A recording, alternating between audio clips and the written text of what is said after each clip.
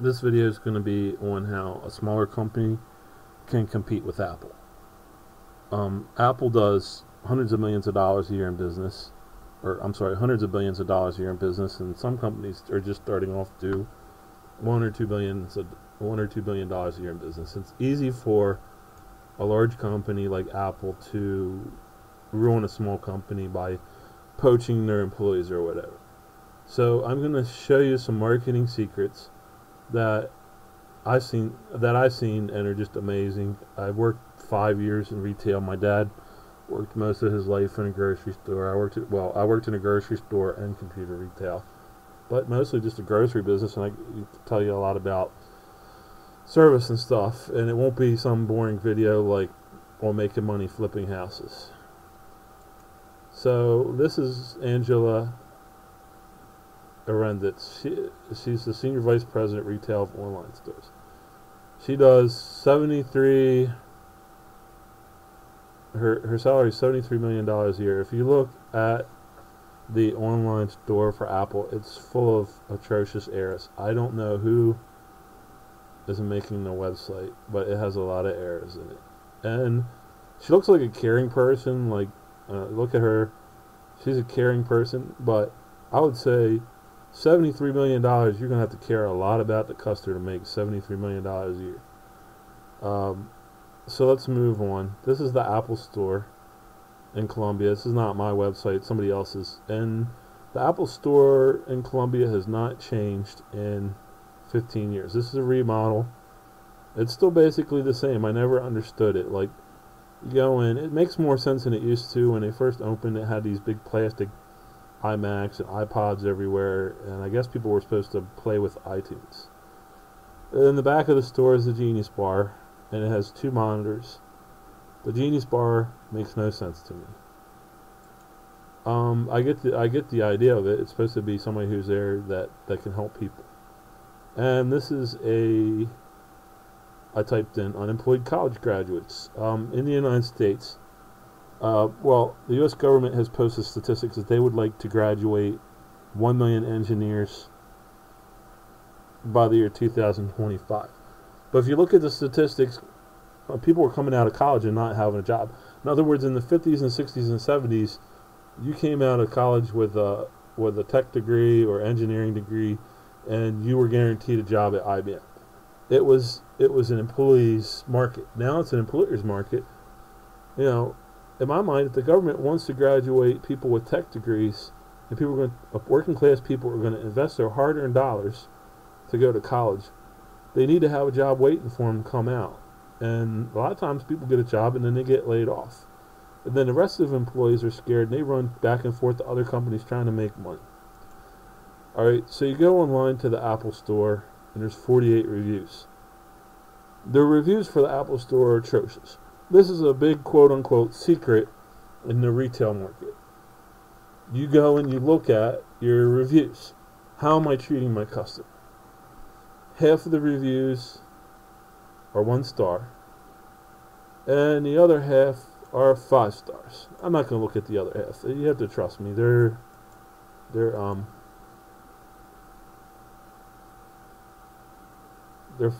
You know, most of the reviews are half are good and half are bad. Okay, so what you do next is you actually read all the reviews. The reviews are on tech support. Look, here's one. Tech support is non-existent. A lot of people say if they have a problem. Okay, here's one. I took my son's iPad in for repairs. It seemed simple, but after taking it back to one of the managers, returned saying only option was to replace it. I then took it to a third-party wireless repair store, and they fixed it for me for $20. Oh my God, I thought these people were lying about how horrible the customer service was. Literally had to ask to be helped. No one approached me on their own. The only person that acknowledged me was the person at the door. Now, I've been to this store, and I have to say, I was greeted. And they're always friendly. But Apple's missing out on tech service. They have no techs. And it's obvious when you look at the store layout that they have no tech service and they have no tech support. It's like I said, it's the same store design it was 15 years ago. So Apple's grown from a $2 billion a year company to a $150 billion company, and their stores haven't changed. The store's business has grown 100 times over, but it's still the same size store, so it can only accommodate the same amount of customers. Furthermore, it just on so many levels makes no sense. There's these little Star Trek light up banner modules, and they should have, probably in my opinion, engineering blueprints of the product and happy customers. But big words, like Steve Jobs like big words, so it says Mac Pro in giant letters. Like I guess they want people to be able to read something, and it should say something in it, kind of quick. Good for production. I don't know. It should have a statement, and laptops all over for people to play with, which I guess is good. The only thing that made sense about the store was these engineering tables. Over here, the pictures make no sense. The only thing that makes sense for a store is this little display area where they have cases for phones. I could never understand Apple Store because you go in and there's no product stocked anywhere. But I realize that's kind of their thing. So I would say I'm nitpicking a little bit on some things. Oh yeah, and Apple understands not point of sales. They have no concept of point of sales. Like, nowhere in the store do you see a register or anything.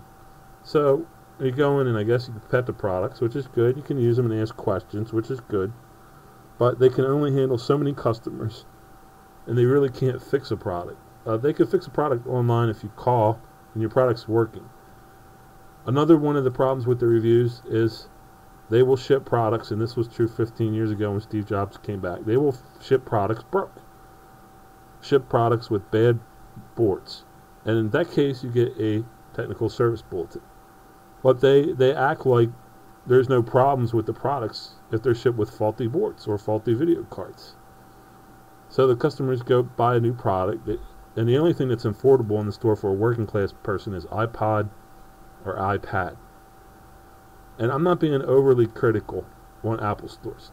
I'm not beating up on Apple stores and saying all this neurotypical crap that people always say about Apple stores and saying, well, it's a cult and blah, blah, blah.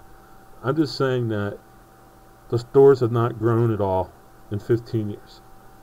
And they pay the CEO an exorbitant salary, and she claims she's a left brain, right brain person, but she flunked out of design school. So I would think that somebody who makes $73 million a year would care, be able to design a product, and maybe write some programming or some scripting, or be able to virtualize different products. I don't really see it. I watched a video where I couldn't really understand what she was talking about, and I'm pretty intelligent.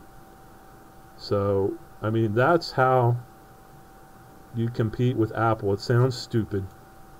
You start with the customer experience. I keep hearing everybody who say that. I hear Apple say it. I hear other companies say it. Start with the customer experience.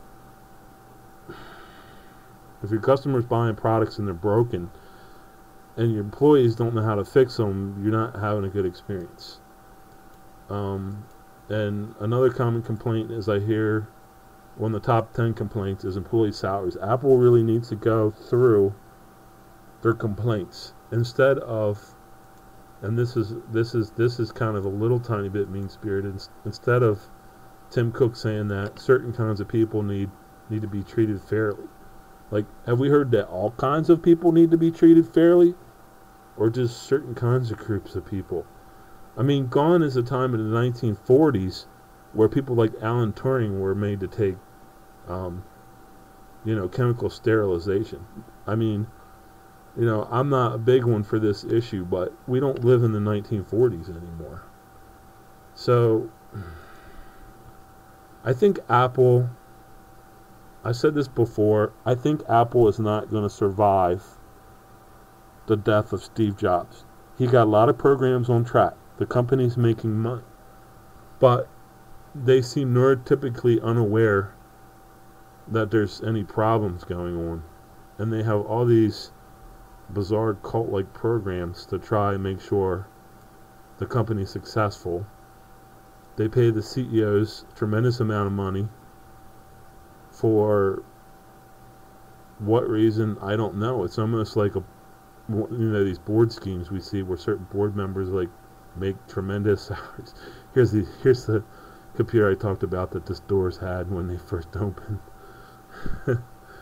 It's good to see him around. I think I like Apple in some ways, and when I see certain board members trying to help the company, trying to make suggestions on how to innovate, and then the board members come back to the other board members and say, we don't want to change, we like the way we are, everything's fine, we don't want to change our products.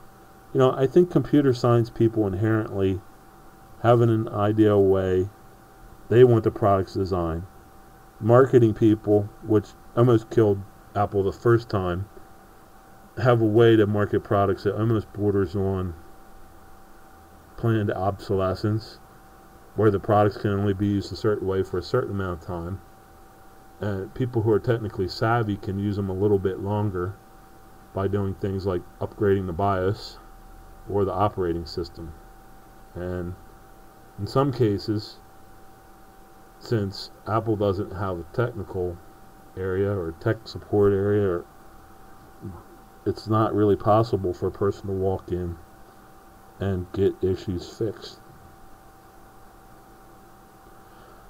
So if you're a new company and you want to compete with Apple, the first thing you have to be able to do, and this is hard for me to say because it's selfish, you have to be able to hire the type of people that maybe aren't young people that are pretty or whatever. And you might have people working for you that are cancer survivors. You might be hiring Steve Jobs. I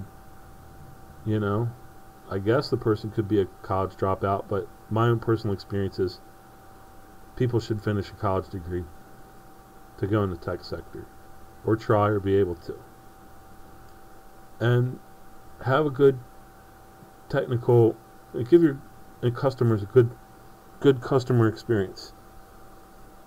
And that's hard, even if you're trying to start your own business. A lot of times you'll have a customer and you'll try to give them a good customer experience. They're totally happy, but they don't want to pay for customer support or whatever. They just feel like they should have free customer support and get things fixed for free. The problem is if you're totally fixing a product for somebody for free, what about the person they brought it from? And I'm just totally making this up. What if somebody brought me an Apple computer and I fixed it, and then they said, do I pay you? I don't know if I should pay you or not. And then the original premise was, I'm going to pay you. Like, okay, like, if you want it fixed for free, then take it back to where you bought it from, or pay somebody that helped you. I'm not really good on all that. All I can say is, you buy a product somewhere. If it's a minor problem with them, you say, my product doesn't work. And somebody's like, okay, that's sad. Let's fix it for you. And then later on, the product's working. And be willing to grow as a company, 10 or 15 years down the road. Henry Ford, he's a great example of this. For 30 years or whatever, the Model T didn't change. And the son wanted to change him, and he literally ran his son into the grave because Henry Ford refused to change the Model T. Every other car maker updated their product line, but the Model T stayed the same.